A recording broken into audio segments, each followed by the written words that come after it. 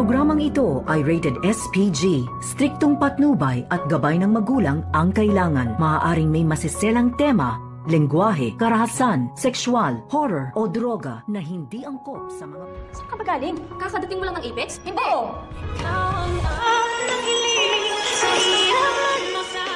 Narito na nga ang ating pagkaabangan bukas sa abot kamay na pangarap. Dahil sa hindi nga mahanap at matagpuan ni Annalyn itong kanyang Lolo Pepe, ay nagpasya ito na puntahan sa Apex. Baka sakali na makita doon ni Annalyn ang kanyang lolo, at dito ka na sumalubong sa kanya itong si Zoe, at sinabi ni Annalyn na na-delay nga ang flight dito ni Lolo Pepe, at dahil hindi pa rin ito matagpuan mapahanggang ngayon. At sumulpot naman itong si Zoe at sinabi dito kay Zoe na bakit ngayon lang daw ito dumating, at ang sagot dito ni Annalyn na kararating lang ba niya dito sa Apex, at nagkasabay na sumagot itong si Zoe at itong si Zoe, at sinabi ni Zoe oo, at sinabi ni Zoe na hindi. Kaya malalaman na nga dito ni Annalyn na nagsisinungaling itong si Zoe, lalo pat nakita ni Joy dito si Zoe sa parking area habang kausap itong kanyang Lolo Pepe, at umalis din ito. Kaya walang duda na may kinalaman ito si Zoe at Moira kung nasaan na nga ngayon itong si Don Pepe. Sa kabilang banda, agad nga na nagmamakaawa itong si Don Pepe dito sa pulis, kung saan ay binuksan itong likuran ng sasakyan ni Moira.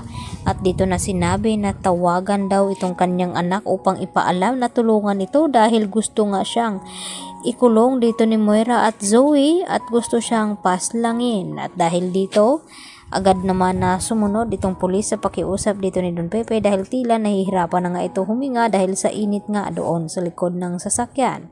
At napag-alaman na nga ngayon ni RJ na may kinalaman nga itong si Zoe at Moira sa pagkawala nga ngayon ni Don Pepe, dahil sa pagkatapos tawagan ni Annalyn itong si Giselle, ay agad na kumilos itong si RJ at Giselle upang i-report agad sa mga kapulisan kung nakita ba nila itong si Don Pepe. At dito naman na itemre dito sa pulis na humarang dito kina Moira at Zoe na natagpuan nga nila at namukhaan itong si Don Pepe na sakay at itinago dito ni Moira sa loob ng kotse. At dito naman na mabibisto ni RJ ang mga pagsisinungaling dito ni Zoe, lalo pat makikita at malalaman ni RJ itong DNA result na tinatago dito ni Zoe at Moira, dahil sinabi ni Moira na itong huli na lamang itong si Don Pepe ang makakaalam sa kanilang sekreto.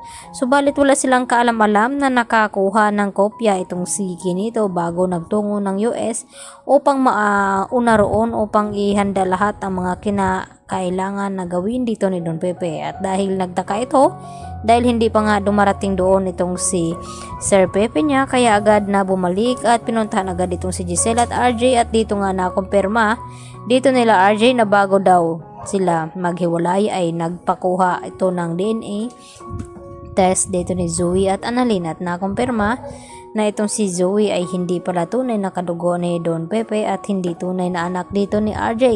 Kaya mapipilitan na paaminin ni RJ itong si Zoe kung saan ba talaga nilang tinago ang kanyang ama, at kung hindi ito magsasabi ng totoo ay mapipilitan itong si RJ na maipakulong itong si Zoe kasama ng kanyang ina na si Moira.